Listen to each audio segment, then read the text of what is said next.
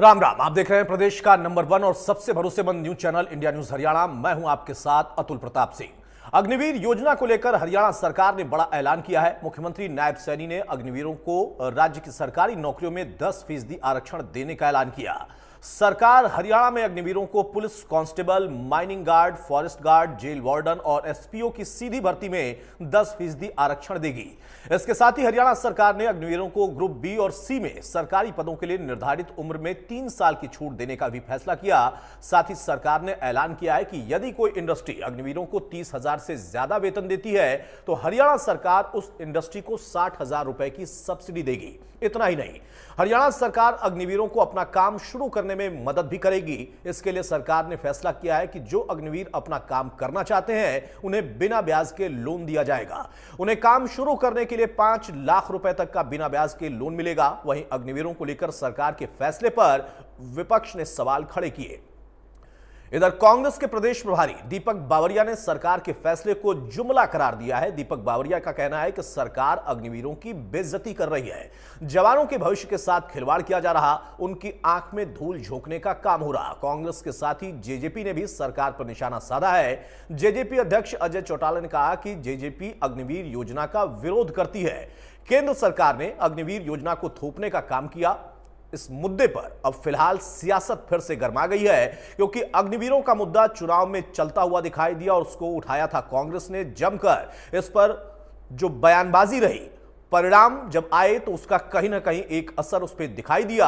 सरकार केंद्र स्तर पर अब इसमें कुछ बदलाव की तैयारी कर रही है, लेकिन उसी बीच में अब हरियाणा ने अपनी तरफ से यह ऐलान किया है। सरकार का यह बड़ा फैसला है। अग्निवीरों को आरक्षण, जो सरकारी नौकरी है उसमें आरक्षण देने का जिक्र किया गया है सरकार के फैसले में। इसके साथ ही सरकारी जो नौकरी है उसमें 10% आरक्षण का प्रावधान हरियाणा सरकार के इस फैसले में है। Constable, mining guard, forest guard के लिए आरक्षण की व्यवस्था की गई है। अगर अग्निवीर इसमें शामिल होते हैं, जेल वार्डन, एसपीओ के पदों में भर्ती में 10% का आरक्षण दिया गया है। यह सरकार का बड़ा फैसला है, लेकिन विपक्ष इसको आंख में धूल झोंकने वाला और जुमला वाला फैसला बता रहा। ग्रुप बी और सी पदों की भर्ती में भी छूट है। अधिकतम आयु में 3 वर्ष की छूट मिलेगी। यह भी अग्निवीरों के लिए एक अलग से लाभ देने की व्यवस्था की गई है। अग्निवीरों के पहले बैच के लिए 5 साल की छूट भी रखी गई है। यह प्रावधान भी इस फैसले में रखा गया। साथ ही ग्रुप सी में जो सिविल पदों पर सीधी भर्ती है उसमें 5% आरक्षण तय किया गया है। सरकार के फैसले में अग्निवीरों को नौकरी देने वाली इंडस्ट्री को सब्सिडी दिया जाएगा। अगर 30,000 से ज्यादा का कोई वेतन देता है अग्निवीरों को तो उसको 60,000 की सब्सिडी सरकार देगी। 5 लाख तक के लोन पर ब्याज में सहायता मिलेगी। बिना ब्याज के लोन दिलाने के काम सरकार करेगी। प्राथमिकता के आधार पर उनको आर्म लाइसेंस भी दिया जाएगा। तो अग्निवीरों को सरकारी नौकरी में आरक्षण का यह फैसला, लेकिन अब सरकार ने चूंकि 22 में अग्निवीर स्कीम लॉन्च की थी उसको लेकर बड़ा बवाल हुआ और चुनाव के दौर में उसका परिणाम दिखाई दिया। यहां उसी मुद्दे को बैलेंस करने की कोशिश सरकार की है, लेकिन विपक्ष इसे जुमला बता रहा। हमारी सरकार ने हरियाणा में अग्निवीरों को प्रदेश सरकार द्वारा भर्ती किए जाने वाले constable, mining guard, forest guard, jail warden और एसपीओ के पदों पर सीधी भर्ती में 10% हॉरिजॉन्टल आरक्षण प्रदान करेगी। अग्निवीरों को ग्रुप बी और सी में सरकारी पदों के लिए निर्धारित अधिकतम आयु 3 वर्ष की छूट प्रदान की जाएगी। सरकार ग्रुप सी में सिविल पदों पर सीधी भर्ती में अग्निवीरों के लिए 5% हॉरिजॉन्टल आरक्षण और ग्रुप बी में 1% हॉरिजॉन्टल आरक्षण प्रदान करेंगे। यदि कोई अग्निवीर अपना उद्यम स्थापित करता है तो सरकार 5 लाख तक के ऋण पर ब्याज सहायता प्रदान की जाएगी। 5 लाख रुपए तक का अगर वो ऋण लेकर के काम करता है तो कोई ब्याज नहीं है उसके ऊपर। कि तुम्हारा सर कलम हम कर देते हैं, फिर कहेंगे उसके पर हम पगड़ियाँ पहनाएंगे। ये कौन से प्रकार की बेवकूफ़ी है, मैं नहीं समझ रहा हूँ। आप जो है इनको पूरे जो है अग्निवीर जो है, जो जवान जो अग्निवीर के तौर पे दाखिल होता है उसकी बेइज्जती करते हैं, 4 साल में उसको निवृत्त कर देते हैं, उसको जो है असुरक्षित कर देते हैं, उसकी फ्यूचर के साथ आप खिलवाड़ करते हैं और फिर कहते हैं कि उसको जो है फिर से उसका रिहेबिलिटेशन करें। मगर वो करने की आवश्यकता ही क्या है? आपके पास जब इतना पूरा सेना में इतनी सब जगह है, आर्मी की रिक्वायरमेंट है, पूरी दुनिया में आर्मी मजबूत करने की डिमांड हो रही है, और आप जो है ये इसी प्रकार की खिलवाड़ करते हैं, आँख में धूल झोंकने की बात करते हैं। आपने भी पास्ट में कई जो है प्रकार के जुमले किए हैं, 15 लाख देंगे, 2 करोड़ रोजगार देंगे, ये भी आपका एक जुमला हो सकता है। अग्निवीर बनाई थी तभी घोषणा कर देते, कौन रोकने वाला था इनको? किसी ने कलम थोड़ी पकड़ी थी या किसी ने हाथ पकड़ा था इनका। आज जो घोषणाएं कर रहे हैं, कल अमित शाह जी ने की, वो घोषणा तो पहले ही हो चुकी है, उसका आप रिपीट करके क्या नई चीज़ बता दी? अगर आप सत्ता में आते हो अग्निवीर को खत्म किया जाएगा, इस योजना को बिल्कुल किया जाएगा। हम तो पहले दिन से इसके पक्षधर नहीं थे, तो केंद्र की सरकार ने अपने लेवल पे लागू कर दिया। बहरहाल तो सियासत में वो लोग भी सवाल खड़े करने लगे जो कि कल तक अग्निवीर योजना को सफल योजना बता रहे थे, लेकिन सत्ता से जाते ही उनका कहना था कि सरकार की यह योजना गलत योजना है। बाकी जो विपक्षी पहले से दल थे उन लोगों ने पहले से ही मुखालफत छेड़ रखी है, लेकिन सरकार के नए फैसले पर उसे जुमला करार दे रहे हैं। हमारे साथ कुछ खास मेहमानों से मैं आपको तारुफ कराता हूं, चर्चा में आगे बढ़ते हैं। जवाहर यादव हैं बीजेपी के प्रवक्ता, बहुत स्वागत है जवाहर जी आपका। सुरेश रोड़ हैं कांग्रेस की तरफ से, बहुत स्वागत है सुरेश जी आपका। अमनदीप केसरी हैं नेहरू के प्रवक्ता, बहुत स्वागत है अमनदीप जी आपका। नवीन हमारे साथ है आम आदमी पार्टी से, बहुत स्वागत है नवीन आपका। और टीपीएस त्यागी हैं रिटायर्ड कर्नल हमारे साथ, बहुत स्वागत है टीपीएस त्यागी सर आपका भी। टीपीएस त्यागी सर, शुरुआत में आपसे करूंगा क्योंकि जब पॉलिटिकल लोगों के पास जाऊंगा तो आरोप प्रत्यारोप का दौर शुरू हो जाएगा। आपसे मैंने पहले भी चर्चा की थी, आपने अग्निवीर योजना को लेकर कहा था कि यह योजना जिस तरह से विपक्ष कहता है उस तरह से खराब नहीं, लेकिन बदलाव की गुंजाइश है। ये जो बदलाव सरकार कर रही है, हरियाणा सरकार की तरफ से जो नए प्रावधान रखे गए, इसको आप किस तरीके से देखते हैं? क्या इसे बैलेंस करने के लिए है कि अग्निवीर का मुद्दा चुनाव में बहुत चल गया तो अब कम से कम उससे कुछ राहत मिले, या इससे अग्निवीरों को फायदा मिलेगा? और अगर फायदा मिल रहा है तो फिर से विपक्ष जुमला क्यों करार रहा है? राजनीति से इतर आपका खुद का अनुभव है सेना में, आप बताएं। जी सर, क्या इजराइल की सेना कमजोर सेना मानी जाएगी? इजराइल के सिपाही का कार्यकाल केवल 32 महीने का है, यानी कि 4 साल से भी कम।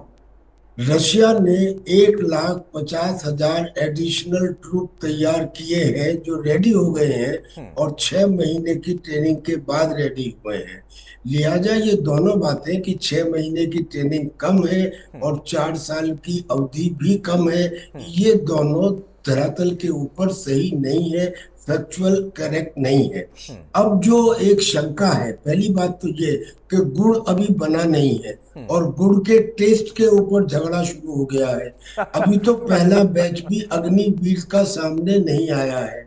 जब 1962 के बाद शॉर्ट सर्विस कमीशन लिया गया था तो उस समय 10 साल की उनकी अवधि थी।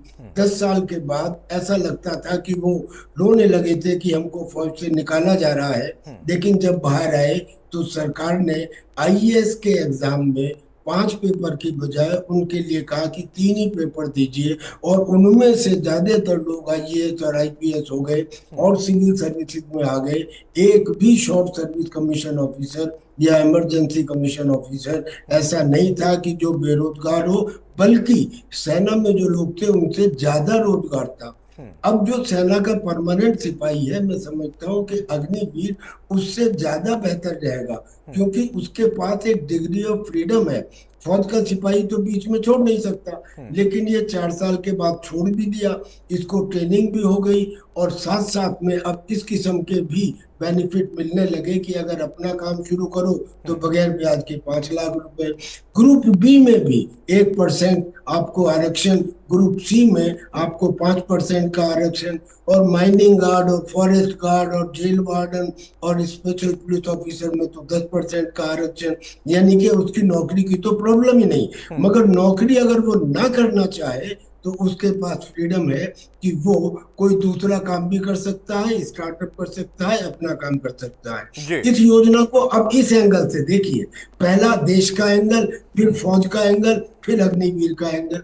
देश में आपने किसी पूर्व सैनिक को आज तक रेल रोकते हुए या बस जलाते हुए या सरकारी संपत्ति का नुकसान करते हुए देखा है? क्योंकि उसकी ट्रेनिंग कर्तव्य निष्ठा की है, अनुशासन की है, ईमानदारी की है। अब ये ट्रेनिंग लेके एक की जगह जब 4 आएंगे तो देखिए कि देश का एसेट कितना बढ़ गया। राष्ट्रीय एकीकरण और चरित्र निर्माण की दिशा में बड़ा कदम हुआ। तो ये देश का पहला फायदा। अब जहां तक फौज का सवाल है, फौज को यंग रखना इसलिए जरूरी है कि जब ज्यादा अनुभव और जब ज्यादा योग्यता आ जाती है तब वो आदमी जोखिम उठाने से बचने लगता है। लेकिन एक 20 साल का बच्चा जो है वो जोखिम लेगा, और फौज में इसी की जरूरत है, क्योंकि फौज में तलवार काम करती है, मुठ काम करती है, मगर सबसे ज्यादा काम तलवार की धार करती है। और इसलिए ये 4 साल वाले जो अग्निवीर हैं ये हमारी धार का काम कर रहे हैं और करेंगे। ये एक बात हो गई फौज के हिसाब से कि उसको एक यंग फौज मिल रही है। पेंशन वगैरह बच जाएगा वो अलग की बात है। और जो तीसरी बात है अग्निवीर की, मैं कहता हूं ये इतनी अच्छी योजना है कि ये सिविल सर्विसेज के अंदर भी लागू होनी चाहिए, क्योंकि इस किस्म में कि आपको ट्रेनिंग भी मिल जाए। आप जो 10वीं पास गए हैं 17 साल की उम्र में, जब आपके पास 1000 रुपए भी नहीं थे, आप वहां से निकले तो 12-15 लाख रुपए लेके निकले। 5 लाख रुपए की अब ये सब्सिडी भी दे रहे हैं, यानी कि आप दूसरा काम भी कर सकते हैं। 12वीं क्लास भी आपने पास कर ली। और प्लस ये तो अभी सिर्फ बात हुई केवल पैरामिलिट्री फोर्सेज में रिजर्वेशन की और इन सर्विसेज में। जो कॉरपोरेट घराने के लोग हैं वो हाथ खोले हुए खड़े हैं, क्योंकि उन्हें इस किस्म का ट्रेंड और कर्तव्यनिष्ठ आदमी मिलता नहीं है। वो अग्निवीरों को हाथों हाथ लेने के लिए तैयार है। और मैं समझता हूँ कि अब अग्निवीर को केवल एक सुरक्षा का डंडा लेके और किसी बेईमान आदमी की सुरक्षा के लिए नहीं रखा जाएगा, बल्कि उसको ग्रुप बी तक में जो हमारी सर्विसेज ABCD 4 ही ग्रुप में होती हैं, यानी कि सेकंड ग्रुप के अंदर भी उसे 1% का आरक्षण है। ये बिल्कुल अच्छा है। मैं विपक्ष से भी कहूंगा कि पहले एक दफा देख तो ले, समझ तो ले, और फिर अभी से आवाज उठाना। अभी तो पहला बैच बाहर ही नहीं आया है, पहला बैच को बाहर आने दे, उसके बाद में फिर सवाल उठाना मेरे हिसाब से ये समझ बिल्कुल ठीक है। इसमें 2-3 बदलाव की जरूरत है। एक बदलाव तो ये है कि जैसे पंगत में दुभांत नहीं होता, ऐसे ही शहादत में दुभांत नहीं होना चाहिए। अगर कोई अग्निवीर शहादत देता है तो उसे 100% वही सुविधाएं मिलनी चाहिए जो एक दूसरे सैनिक को मिलती हैं। और दूसरी बात, जो EME यानी कि इलेक्ट्रिकल मैकेनिकल इंजीनियरिंग के जो है, या इंजीनियर्स के जो है, या सिग्नल्स के जो है, ऐसी जो क्वालिफाइड कोर्स है, उस कोर्स के अंदर इनकी इस 4 साल की अवधि को थोड़ा बढ़ा देना चाहिए। और तीसरी बात, हमारे देश का हर व्यक्ति एक बढ़िया है, लिहाजा मेरा कहना यह भी है कि 4 में से 1 को परमानेंट करने की बजाय 50% यानी कि 4 में से 2 को परमानेंट करें और 2 को वैकल्पिक काम दें। ठीक है रोड साहब, भाई रिटायर्ड कर्नल TPS त्यागी ने बड़े विस्तार से और उदाहरण के साथ समझाया, लेकिन आप लोग इतना भी इंतजार नहीं कर पा रहे कि पूरा बैच पहला आ तो जाए, उसके बाद कुछ सवाल है। उन्होंने यह भी बताया कि हां गुंजाइश कहां है, बदलाव होना कहां चाहिए, जिस पर अब सरकार विचार कर रही है। ठीक है, विपक्ष ने मुद्दा उठाया, मुद्दा सरकार के भी संज्ञान में आया, लेकिन हरियाणा सरकार ने जो अपनी तरफ से घोषणा की, आप लोग उसको भी जुमला बता रहे हैं। ऐसा क्यों? एक रिटायर्ड कर्नल मुझे लगता है कि ज्यादा बेहतर सेना की जरूरत वो समझते होंगे। आयुष जी, मैं 2 दिन पहले अग्निवीर के अतुल जी, मैं 2 दिन पहले अग्निवीर के ऊपर एक नेशनल सेल पे जुड़ा, और मेजर जनरल रिटायर्ड, शायद त्यागी साहब जानते हो, आर्मी ऑफिसर हैं, रंजन कोचर, और कर्नल रिटायर्ड दिनेश नैन जी थे। उन्होंने सिरे से खारिज किया इस योजना को। यह किसी भी तरीके से ना तो भारत माता यानी राष्ट्र या हिंदुस्तान के मान और सम्मान के लिए ठीक है। सेना सबसे पहले शक्तिशाली होना किसी भी राष्ट्र की प्राथमिकता होती है। और दूसरी बात, अग्निवीर जवानों की सुविधाओं की बात ये कर रहे हैं, लेकिन अग्निवीर भारत की जो माताएं हैं हिंदुस्तान की, अतुल जी, उनको जन्म इसलिए नहीं दिया जाता कि वो अग्निवीर से बनके और फिर सुविधा प्रदान करेंगे नायब सिंह सैनी से। ये तो अपमान है उनका। आप एक शहीदी के लिए जाने जाने वाले जवानों को सुविधा का प्रलोभन दे रहे हो। अग्निवीर आज रोजगार है जिसको आप अग्निवीर के नाम से प्रताड़ित करने जा रहे हो, वो तो सेना की स्थायी भर्ती के जरिए हिंदुस्तान की सीमाओं पर अपनी शहादत तक देने में पीछे नहीं हटता।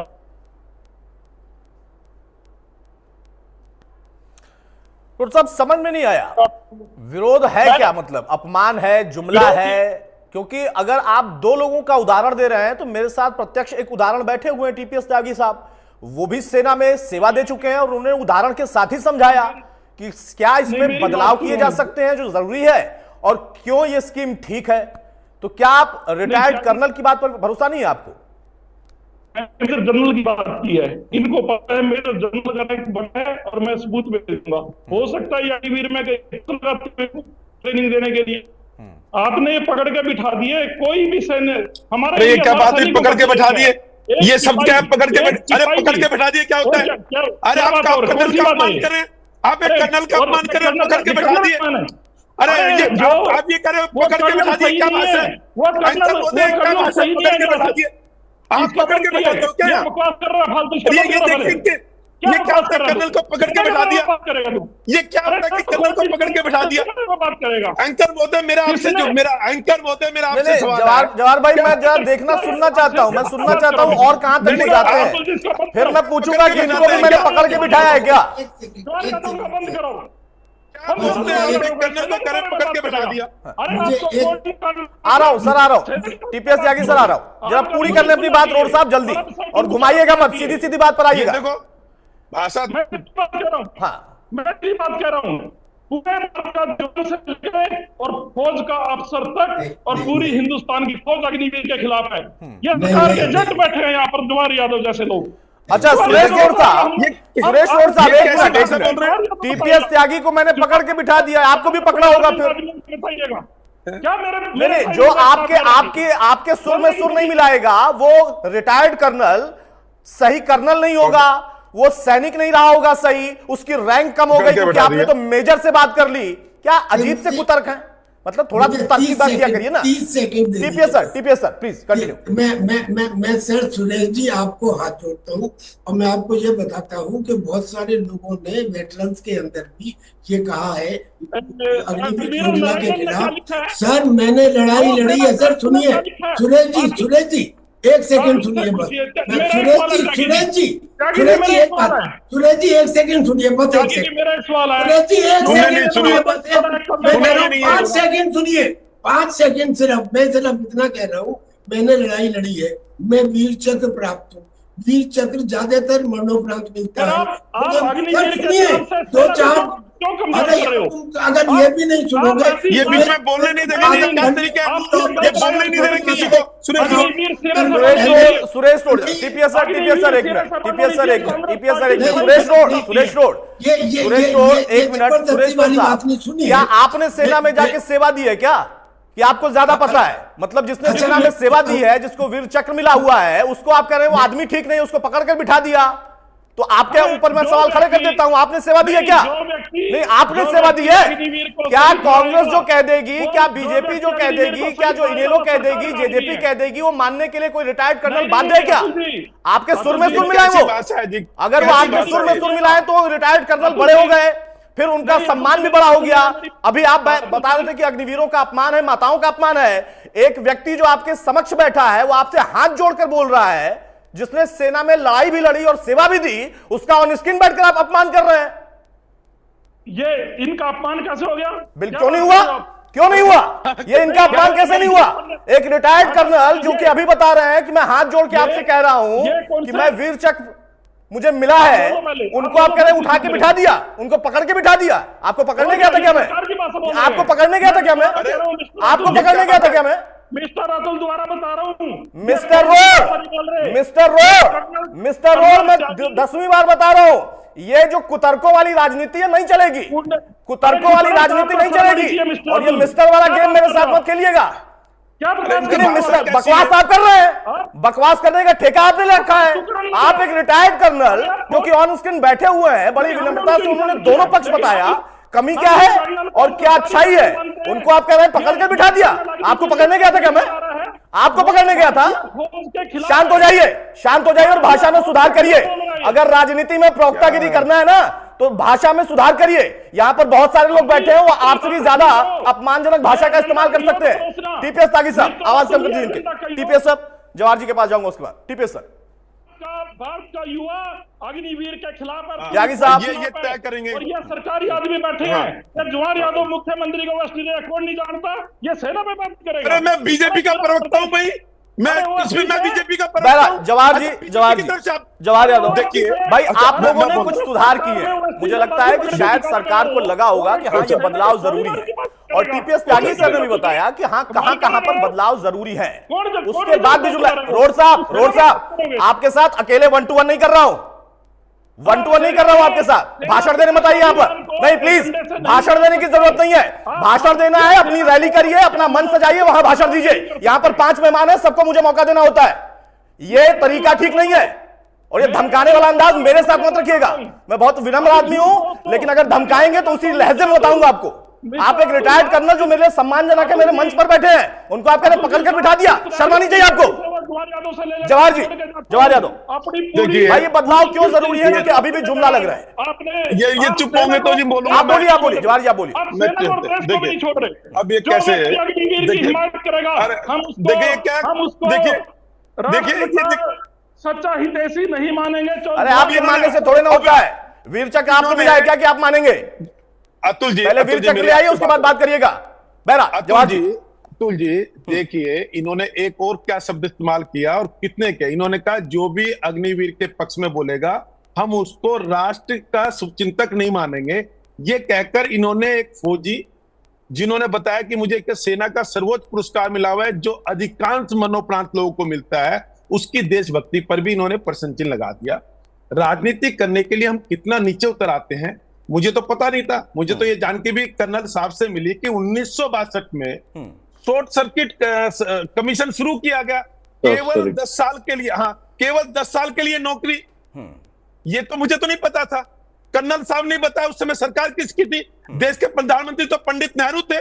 तो ये वहां से शुरू करें कि पंडित नेहरू ने, मैं पूछना चाहता हूं उस समय पंडित नेहरू ने अगर केवल 10 साल के लिए नौकरी दी, वो सैनिकों का अपमान था या नहीं था? ये कांग्रेस को सोचना चाहिए। मैं इनसे जवाब नहीं चाह रहा। देखिए, जिस समय भारत चारों तरफ से घिरा हुआ है, आप एक तरफ हमारे चाइना है, एक तरफ पाकिस्तान है, एक तरफ बांग्लादेश है, और कभी कभी हमें मालदीव भी आंखें दिखाता है, तो कभी कभी श्रीलंका भी हो जाता है। जब एक देश की स्थिति यह है तो आज आपको आंतरिक दिक्कतें भी काफी है। आपने कश्मीर में देखा, आपने छत्तीसगढ़ देखा जहां माओवादी आतंकवादी भी रहे, आपने बंगाल देखा, आपने नॉर्थ ईस्ट देखा। भारत में बाह्य और आंतरिक दोनों तरह के खतरों से हमारी सरकार लड़ रही है। ये जो सुविधा है, जिस तरह की ट्रेनिंग की बात हो रही है, 30 देशों में है, कहीं 2 साल की, कहीं 3 साल की, 30 देशों में यह सुविधा है। इसमें और एक देखिए, जो व्यक्ति यहां पर जा रहा है वो उसको जबरदस्ती तो कोई लेके नहीं जा रहा जी। उसको सरकार के ये निर्णय पसंद आए और उसने ये चयन किया कि मैं स्थायी सैनिक बनूंगा तो ठीक है, नहीं बनूंगा तो मैं एक जिम्मेदार नागरिक बनूंगा, मेरी पढ़ाई भी वहां रहकर होगी, मेरी ग्रेजुएशन भी वहां रहकर होगी, मुझे कुछ पैसा भी मिलेगा, और उसके बाद जब मैं अपने जीवन में वापस लौटूंगा। अधिकतर अग्निवीर 22 और 23 साल की उम्र में वापिस आ जाएंगे। जब वो 22 और 23 साल की उम्र में वापिस आ जाएंगे, उस समय उनके पास विकल्प होंगे, वो एक जिम्मेदार नागरिक बन के आए होंगे। मैं कहता हूं उनको, ये तो चलो हरियाणा की सरकार हो या केंद्र की सरकार हो, केंद्र ने भी उनके लिए पैरामिलिट्री फोर्स हो, अन्य औद्योगिक सुरक्षा बल हो, उनमें भी बात की है रिजर्वेशन की। हरियाणा की नायब सैनिक सरकार, जिनकी घोषणा हमारे पूर्व मुख्यमंत्री मनोहर लाल जी ने भी की थी, उन्होंने कहा है कि हम इनको रोजगार देंगे। मैं कहता हूं कि रोजगार के साथ साथ हम एक जिम्मेदार, जिस पीड़ा को कर्नल साहब कह रहे थे कि हमें आंतरिक खतरे भी उतने ही हैं, उनसे लड़ने के लिए कि कभी कोई पुरुषनी कभी किसी बस को नहीं जलाता, वो किसी बैंक को नहीं लूटता। इसके साथ साथ हम एक जिम्मेदार नागरिक भी तो बनकर आ रहे हैं, जिनको ये पता है कि ये देश मेरा है और इसको बचाने के लिए कहीं पर आतंकवादी हमला हो जाता है जी, सेना और पुलिस वहां लेट पहुंचती है। किसी मॉल में अगर कहीं आतंकवादी हमला हो गया, अगर मान लीजिए वहां 10 अग्निवीर उस समय हुए, क्या वो जो आम नागरिक है उनसे बेहतर नहीं होंगे? क्या वो बचाव का रास्ता नहीं बताएंगे? क्या वो लोग नहीं होंगे जो बगैर हथियार के भी उसी फुर्ती से उनका खात्मा करने की ताकत रखते होंगे? देश महत्वपूर्ण है, परिवार उसके बाद आता है। और मैं सुन रहा था अपने कार्यकर्ता की, जिनके पिताजी कारगिल के पहले शहीद थे, उन्होंने ये कहा कि मेरा परिवार ये चाहता है और हम इसका योजना का स्वागत करते हैं, क्योंकि इसमें मेरे परिवार ने अब मेरे पिता को खोया था, वो कारगिल के पहले शहीद थे। मेरी इच्छा ये है, हम सबकी इच्छा ये है कि हर एक जिम्मेदार नागरिक को इतना कैपेबल होना चाहिए वो किसी भी आंतरिक खतरे से लड़ सके। अब बात आती है सुविधाओं की, क्योंकि इनको हम सुविधा से नहीं जोड़ना चाहिए। आज मेरा बच्चा या मेरे किसी मित्र का बच्चा 4 साल, उसको हम दिल्ली भी तो भेजते हैं, कोटा भी तो भेजते हैं कि जाकर वो हॉस्टल में रहता है, क्या करता है, वहां पढ़ाई करता है। यहां उसकी ग्रेजुएशन इस 4 साल के बीच में होती है, उसके कौशल विकास 4 साल के बीच में होता है, उसकी शारीरिक योग्यता, उसकी विशेषता, उसमें बल जो आता है वो 4 साल में लोकर आएगा।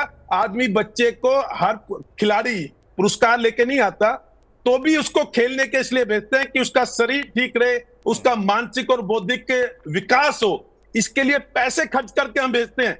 मुझे पता है कि मेरा बेटा जिम में जाकर कोई वैसा नहीं कर रहा, पर किस लिए जाता है, पैसे भी देते हैं कि भाई उसका शरीर ठीक होना चाहिए और अपनी आत्मरक्षा वो कर सके। यहां हम वो पैदा करने जा रहे हैं जो अपनी आत्मरक्षा तो करेंगे।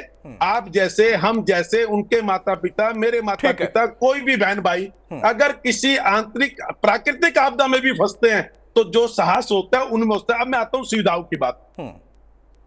राहुल गांधी ने वीडियो चलाए कि वीर सैनिकों को पैसा नहीं मिला, उनके परिवारों को आकर, उनके पिता को आकर कहना पड़ा कि 48 लाख मिल गए, बाकी इतने दिन के बाद मिलेंगे। इन्होंने सैनिकों को भी अपनी राजनीति के लिए उपयोग करके नहीं सौंपा। और 4 साल से बेहतर 10 साल कैसे हो गया?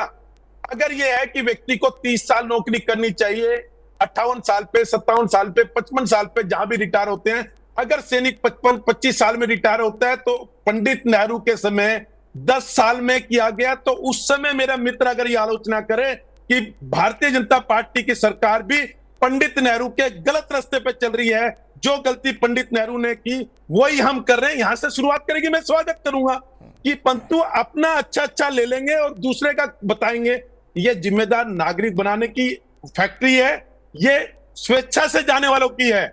यहां कोई व्यक्ति को जबरदस्ती नहीं भेजा जा रहा। और ऐसे ही आपके टीवी डिबेट में बता रहा हूं, मैं 2007-8 से टीवी डिबेट कर रहा हूं, आज तक किसी चैनल ने मुझे पकड़कर टीवी डिबेट पे नहीं बताया है। और अगर मुझे नहीं बताया, मैं पकड़कर किसी को बुलाता हूं, बहुत सम्मान से बुलाता हूं, वो चाहे बीजेपी पार्टी के हो, चाहे किसी पार्टी के हो, मैं सम्मान से बुलाता हूं। और सम्मान जो मेरे अन्य मेहमान हैं उनके लिए, उनके द्वारा हो, इसकी उनसे उम्मीद भी रखता हूं। फिर किसकी औकात है कि वो वीर चक्र? ठीक है, अमनदीप केसरी, माफी चाहूंगा, थोड़ा विलंब हो गया। केसरी साहब, विरोध करने पर क्या ये इस तरह आ जाएगा कि हाँ, एक रिटायर्ड कर्नल का भी विरोध होगा? अगर वो कुछ बातें बता रहे हैं तो उन्होंने कुछ उदाहरण भी दिए हैं।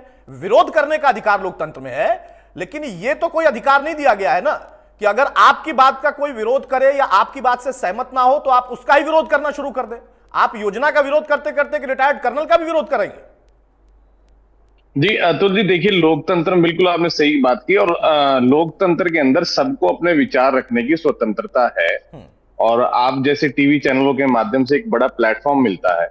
हमारे जैसे विपक्षी मित्रों को भी अपने विचार हम साझा करें और कर्नल त्यागी जी के भी अपने विचार हैं, ऐसा वो भी अपने विचार रखने के लिए स्वतंत्र हैं। कोई इसमें ऐसी किंतु परंतु वाली बात नहीं होनी चाहिए और ये हम चर्चा करने के लिए यही तो बैठे हैं कि उन्होंने अपने विचार बताए, अब जैसे मेरे भाजपा के मित्र ने अपने विचार बताए और अगर हम इसका विरोध कर रहे हैं तो हमारे क्या जो है बेस है उसका विरोध करने का, क्या मूल कारण है हमारा विरोध करने का, हमें अपने विचार बताने चाहिए। और मैं भी इस चीज में इसी डिबेट को सार्थक तरीके से आगे बढ़ाना चाहता हूं कि भाई जिस प्रकार से भारतीय जनता पार्टी के प्रवक्ता ने तो लगभग कर्नल साहब की बात को ही दोहराया है, और उसका सबसे बड़ा जो कारण निकल करके आ रहा है कि अग्निवीर योजना इसलिए अच्छी बताई जा रही है कि जिम्मेदार डिसिप्लिन नागरिक निकल करके आएगा बाहर, और वो देश की सेवा भी और माध्यम में बाकी सभी फील्ड्स में कर सकता है अच्छे तरीके से।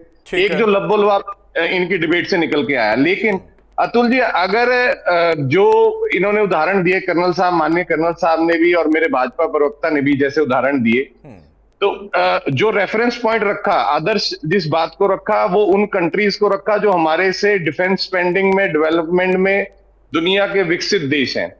आज जो हमारी हालात है हमारे देश की, यहाँ पर हाईली स्किल्ड, मैं कर्नल साहब की जानकारी के लिए बता दूं, हाईली स्किल्ड, और भाजपा के मित्र की जानकारी के लिए बता दूं, हाईली स्किल्ड लेबर जो है इंडिया, हमारे भारत देश की, जो बीटेक एमटेक वाले बच्चे हैं वो बेरोजगार घूम रहे हैं।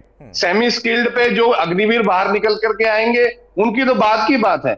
आज देखिए, भारतीय जनता पार्टी का एक ही मात्र उद्देश्य है, जब से 2014 से भारतीय जनता पार्टी आई है, हर प्रकार की नौकरी को, हालांकि लोकतंत्र को बोला जाता है welfare state, for the welfare of the people, और यहां पर कोई नफा नुकसान नहीं देखा जाता।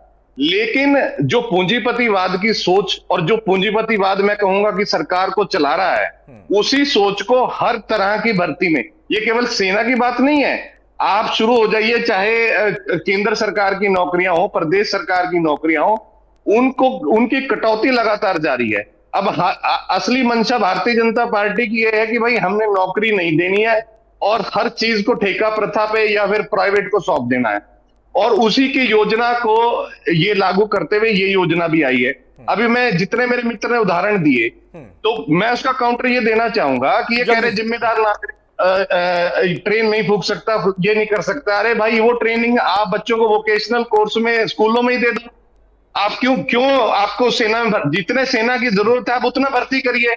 आप ये 4 साल के लिए केवल ये कह देना कि भाई हम सिर्फ जिम्मेदार नागरिक बनाने चले हैं, और बाकी सारे जो उनसे अभी तक सेना में नहीं भर्ती हो। काउंटर जरा नवीन दुबंधन का ले लूं, उसके बाद फिर मैं इसका जवाब दूंगा जवाब जी से। समय की थोड़ी पाबंदी। नवीन जी, आप भी वही बात कह रहे हैं जो कि अमनदीप कह रहे हैं कि असल में सरकार की मंशा ही गलत है, प्राइवेट सेक्टर को बढ़ावा देना है।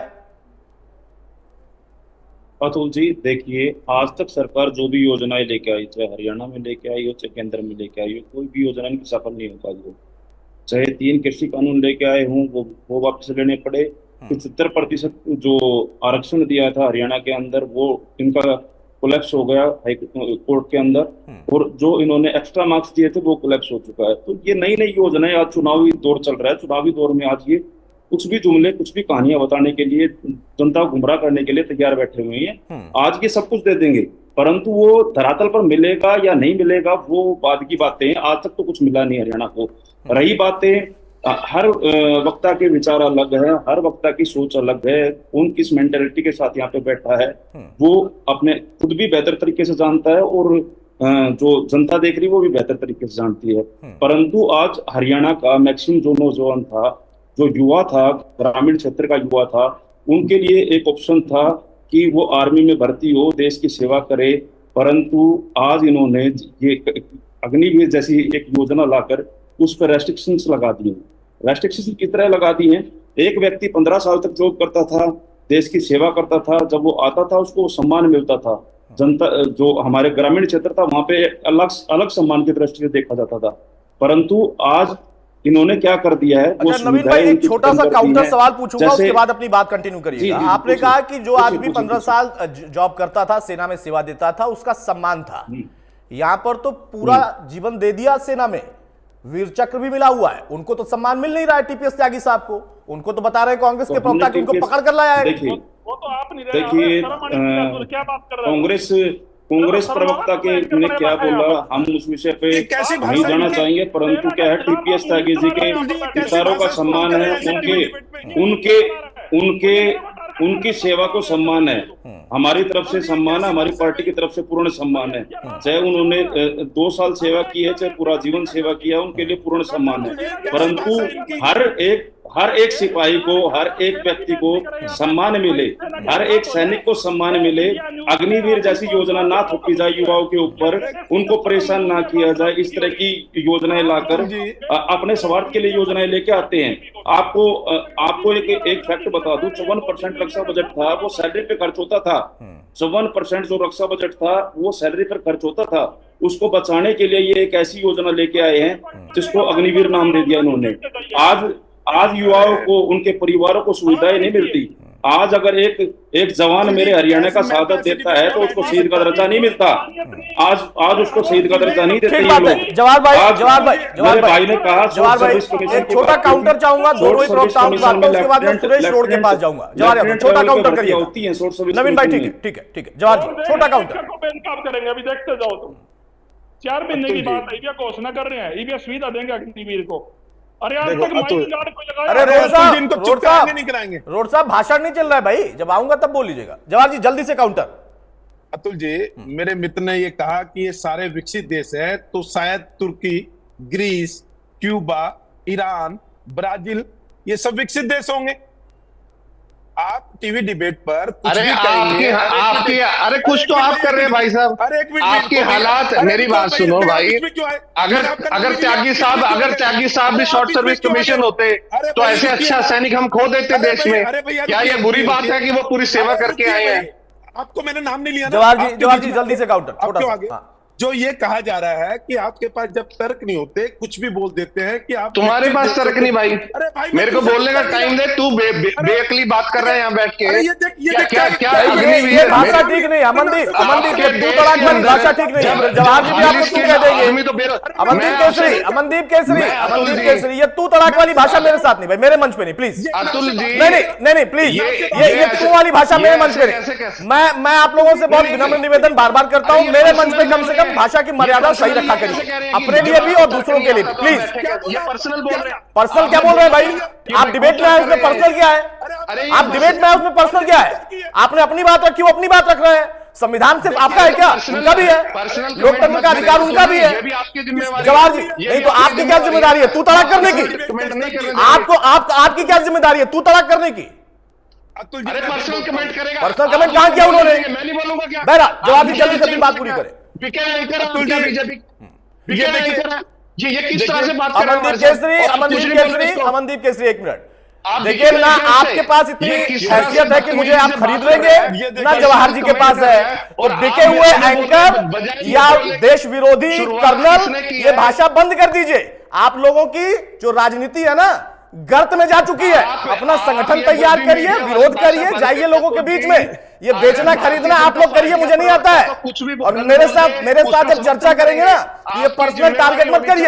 अभी जवाहर यादव ने आपको पर्सनल टारगेट किया तो बुरा लग गया, अब आप मुझे कर रहे हैं, मुझे बुरा नहीं लगता है क्योंकि मुझे पता है कि आपकी राजनीति इसी पर टिकी हुई है। जवाहर जी अपनी बात जल्दी से पूरी करें। अमनदीप की आवाज नीचे करें। जवाहर जी छोटा सा काउंटर, समय कम है। अगर वो गलत बोल रहे हैं तो ये अतुल प्रताप की जिम्मेवारी। अरे तो अमनदीप केसरी की क्या जिम्मेदारी है मुझे बिके हुआ एंकर बोलने की? ज्ञान दे रहे बैठते यहाँ पर। जब आप गलत, अरे भाई जब गलत बोलेंगे तो मैं उनको टोकूंगा। जब वो गलत बोलेंगे तब मैं टोकूंगा ना। जब वो गलत बोलेंगे तब मैं टोकूंगा। उन्होंने आपका नाम लिया क्या? उन्होंने आपका नाम लिया क्या? उन्होंने अमनदीप केसरी का नाम लिया? नाम लिया क्या? ये मुझे यहाँ पर बैठ के ना ये ज्ञान मत दीजिए। अपनी पार्टी को ज्ञान दीजिए, ज्ञान देकर मजबूत करिए।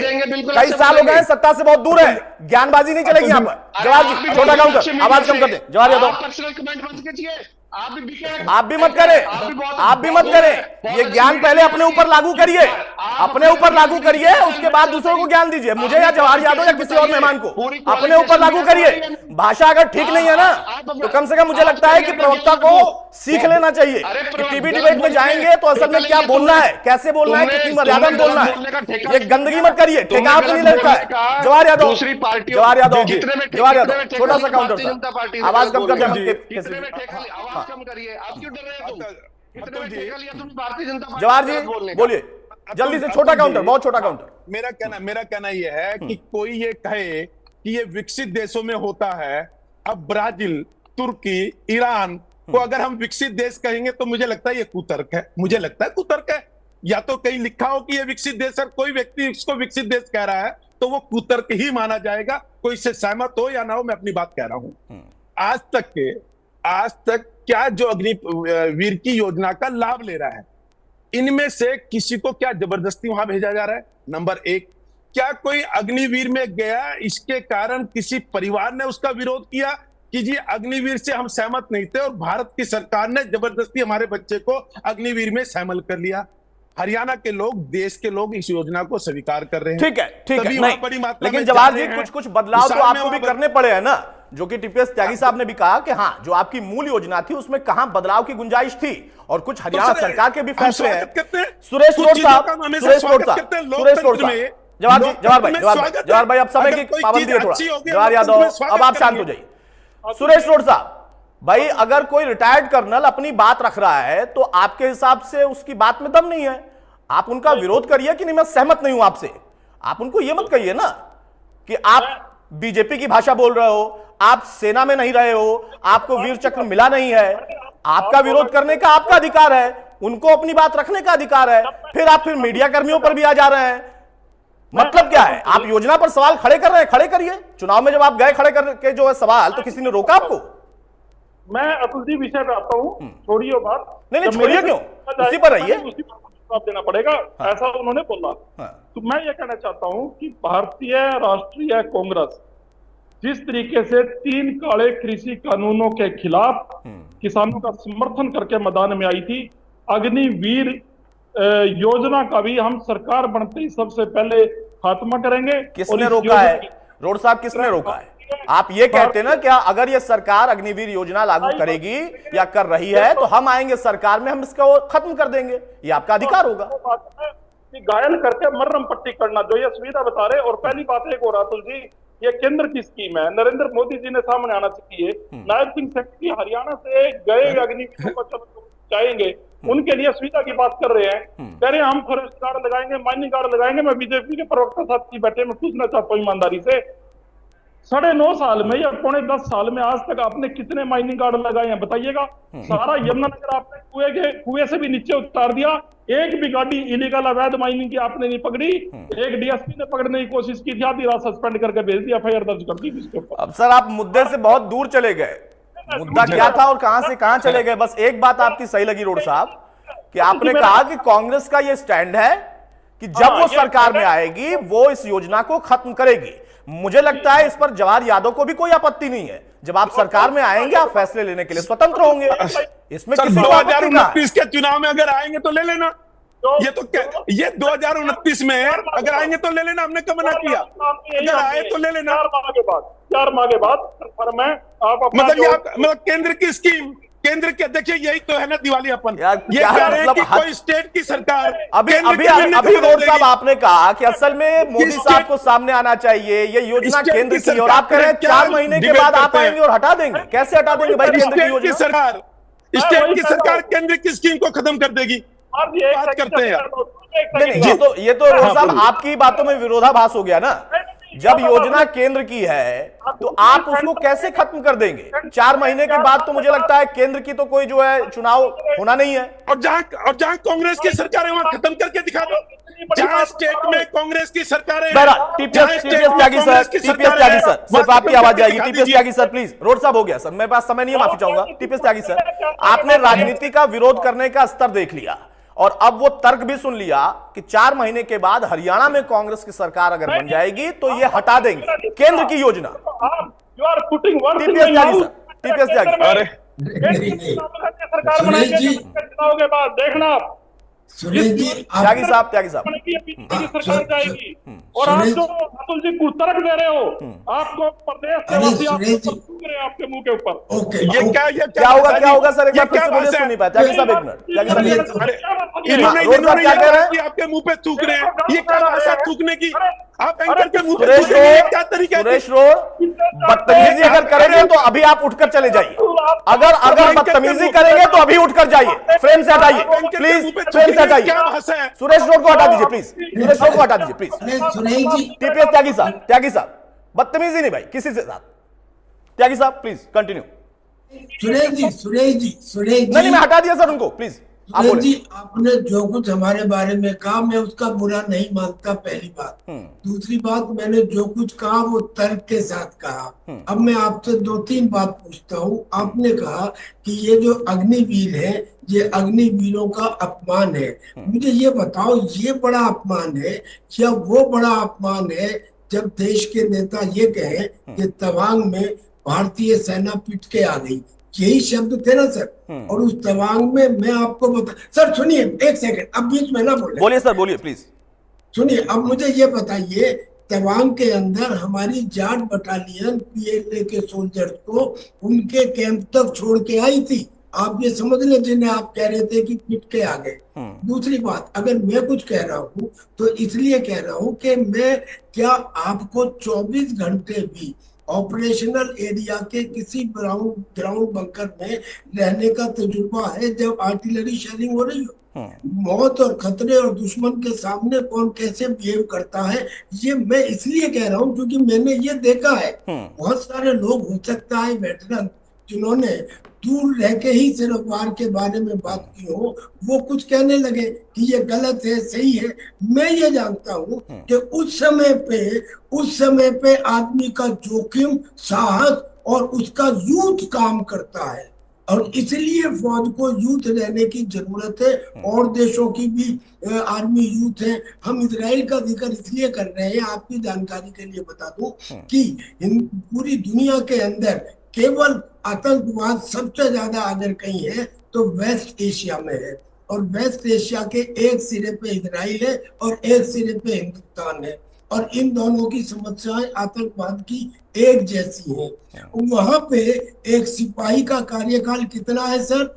32 months। I repeat. नहीं, वो सर त्यागी सर, वो सारी चीजें जब आप गिनाएंगे ना तो आप रिटायर्ड कर्नल नहीं होंगे, आपके सेवा में कमी नहीं होगी, आप सैनिक नहीं होंगे, एंकर नहीं होगा, एंकर बीजेपी का प्रवक्ता होगा, जवाहर यादव एंकर हो जाएंगे। अजीब से तर्क है, मतलब कुछ भी बोलने से पहले सोचना चाहिए, कुछ भी बोलने से पहले सोचना चाहिए। और जिस भाषा का इस्तेमाल कर रहा है, जहां पर कांग्रेस की सरकार है अग्निवीर योजना बंद कर दे। अमनदीप केसरी सवाल सुनिए, उसके बाद जवाब दीजिएगा प्लीज। अमनदीप केसरी, समय की पाबंदी है। मेरा सवाल सिर्फ इतना है कि जो तर्क कांग्रेस का था, क्या उससे सहमत है इन लोग? क्या एक केंद्र की योजना को हरियाणा में सरकार बनाकर कांग्रेस हटा देगी? केंद्र सरकार में जिन बैसाखियों के सहारे मोदी जी खड़े हुए हैं, जनता दल यूनाइटेड के नीतीश कुमार ने पहली ही बात ये बोली है कि अग्निवीर योजना का हम समर्थन नहीं करते। दूसरे साथी चंद्रबाबू नायडू भी इसका विरोध करते हैं। अब तीसरी बात, आपने जवाहर यादव जी को खुली छूट दी, उन्होंने गलत शब्द मेरे बारे में बोले, बजाय उनको टोकने के स्टार्ट उन्होंने गलत सब तो आपने मेरे बारे में बोले, मुझे तो कोई दिक्कत नहीं है, मैं तो भूल गया उनको टोकने के। नहीं, आप लोग एक काम करिए, आप इन लोग के प्रवक्ता मत बनिए, आप आके यहाँ पर एंकर बन जाइए, आप एंकर बन जाइए और मैं जाकर वहां पर आपकी जगह बैठ जाता हूँ। भाई जवाहर यादव ने अगर कुछ गलत बोला तो मैं उनको भी टोकता, लेकिन आपने पहले ही शुरू कर दिया और आप 2 तलाक पर चले गए, आप उनसे एक कदम आगे चले गए। मेरा जो मूल सवाल था उस सवाल का जवाब दे देते तो मुझे लगता बेहतर होता। क्या आपको यह उम्मीद है कि केंद्र की सरकार गिर जाएगी उसके बाद योजना हट जाएगी? आप ये मानते हैं? अतुल जी, आपने मेरी बात सुनिए, आपने हरियाणा प्रदेश के इलेक्शन को कैसे डिक्लेयर किया पहले से? क्या वो निष्पक्षता का कोई मायना है या निष्पक्षता की बिल्कुल धज्जियां उड़ गई है? आपने कहा कि किसकी सत्ता आएगी हरियाणा में या हमारी पार्टी का क्या आएगा, आपको कैसे पता? क्या ईवीएम में सेटिंग है? मैंने कब कहा? ये तो आप लोग दावा करते हैं, तो आपके दावे को कोट करता हूं। आप कहते हैं आपकी सरकार आएगी, नवीन कहते हैं उनकी सरकार आएगी, जवाहर जी कहते हैं उनकी सरकार आएगी, कांग्रेस के लोग कहते हैं उनकी सरकार आएगी। मैं कब कहता हूं? अरे थोड़ा बहुत पढ़ लिख के आया करिए भाई, ऐसा नहीं होता अमनदीप भाई। नहीं, मैंने नहीं कहा, मैं ये कहता हूं जो प्रवक्ता कहते हैं कि मेरी सरकार आएगी, ऐसे तो फिर 4 सरकारें आएंगी ना, 5 पार्टियां हैं तो 5 सरकारें आएंगी। आप सब लोग तो दावा करते हैं ना, आप भी तो दावा करते हैं एक सीट के साथ सरकार आएगी मेरी। बता रहा हूं, अभी तक की बात सुनिए। आप भी डाटा ले लीजिए जवाहर यादव जी से और कर्नल त्यागी जी से कि कितने, मैं ये गिनवा सकता हूं कि पैरामिलिट्री के जवान जो सबसे टॉप क्लास कमांडोज होते हैं, सर आप डाटा लीजिए, डाटा लेकर लोगों के बीच में जाइए और उनको समझाइए। मैंने नहीं रोका है, मैं यहाँ पर चर्चा कर रहा हूं और मैंने सारे पक्षों को रखा है, तो मुझे कृपया पत्रकारिता और एंकरिंग मत सिखाइए। ये जनता सुन रही है। हाँ नहीं, आप जनता मेरी आपको बात भी ही सुन सुनिए, रही है, निष्पक्ष जनता आपको पिछले 20 साल से बिल्कुल, सुनी रही तो है। फैसला ले पिछले लेंगे, 20 ये साल से निष्पक्ष आपको भी है। जनता सुन रही है। पैसा बोलने आपने नहीं दिया है देते। क्या? आपने दिया बोलने पैसा? नहीं देते। आपने दिया है? ये निष्पक्षता आपने दिया है? ये निष्पक्षता है अरे क्या? भाई, निष्पक्षता की बात आप तो कम से कम मत करिए ये ना, निष्पक्षता क्या? मत करिए, ये मत करिए। निष्पक्षता क्या? बिल्कुल। अगर ऐसा ही होता, इतने निष्पक्ष होते ना, तो 20 साल बहुत लंबा गैप होता है। सरकार में अब तक तो आगे होते। नवीन भाई, जल्दी से छोटा काउंटर, समय बिल्कुल नहीं है। नवीन जी, अरे कुतर्क मत करिए भाई, ये चर्चा में आने के लिए कुतर्क करना मेरे साथ मत करिए। जहां करना होता है जिस प्लेटफॉर्म पे, वहां पर करिए। नवीन भाई बहुत कम समय दे पाए, माफी चाहूंगा आपको बहुत जल्दी जवाब तो से। इसलिए नहीं नवीन आया, जी, तुम दोनों एक ही तो सिक्के के दो पहलू हैं। हाँ नहीं, आप भी आ जाइए, आप भी आ जाइए, आप भी पहलू बन जाइए। अगर 2 मिनट दे, अभी जवाब आएगा, सुनो 2 मिनट ढंग अतुल से। जी, क्या त्यागी जी, बदतमीजी या मत करिए ज्यादातर ये बता अमनदीप दें। केसरी, बदतमीजी मत करिए, अरे बदतमीजी सुन मत तो लो करिए, भाई। बदतमीजी मत करिए, बदतमीजी कर जवाहर रहे हैं। यादव जी ये बहरा, बता दें नवीन भाई बहुत जल्दी से, समय बिल्कुल नहीं है। नवीन भाई से अपनी बात रिटायर रखिए। होकर कितने जवानों को इन्होंने सम्मानजनक नौकरी हरियाणा प्रदेश में दी है। कितनी शर्म की बात है ये। नवीन भाई आप बोलिए, समय बिल्कुल नहीं है मेरे पास, माफी चाहूंगा। अतुल जी कितने देखिए, जवानों को दी नौकरी आपने?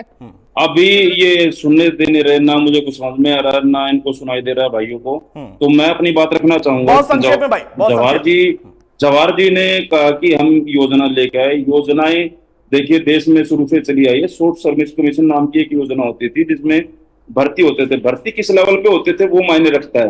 वो लेफ्टिनेंट लगते थे, लेफ्टिनेंट लगने के बाद जब वापिस आते थे सेवाओं से, तो उनको सभी सुविधाएं दी जाती थी। आज ये क्या कर रहे हैं, उस भर्ती के नाम पर जब नवीन भाई मैं माफी चाहूंगा, समय थोड़ा कम हो गया, क्योंकि आज व्यक्तिगत टिप्पणियां आप लोगों में आपस में भी हो गई और एंकर के ऊपर मेरे ऊपर भी हो गई। मेरा सिर्फ इतना सवाल है कि अगर ये योजना गलत है, आप सरकार में आइए, इसको हटा दीजिए। आपका विरोध करने का लोकतंत्र में अधिकार है, आप विरोध भी करिए।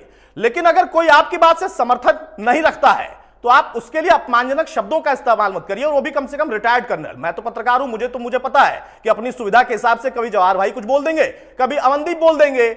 लेकिन अगर प्रवक्ता बने हैं तो थोड़ी भाषा और भाषा की जो मर्यादा होती है ना, दूसरों से उम्मीद अगर करते हैं कि आपके लिए अच्छा बोले, तो थोड़ा आप भी सीख लीजिए। नहीं तो 20 साल से बाहर है अमनदीप, हो सकता है आगे भी ऐसे ही बाहर रहे, और आप कम से कम अग्निवीर नहीं हटा पाएंगे। कांग्रेस तो कह रही है हम 4 महीने में हटा देंगे। बहुत शुक्रिया जवाहर भाई आपका, टीपीएस सर आपका, अमनदीप केसरी आपका, और नवीन दुबलधन आपका भी। तो मौजूदा दौर में एक बार फिर से अग्निवीर योजना को लेकर सियासत तेज है।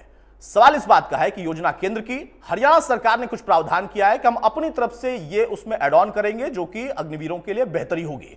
उसका भी विरोध हो रहा, लेकिन विरोध तर्कों के आधार पर नहीं हो रहा।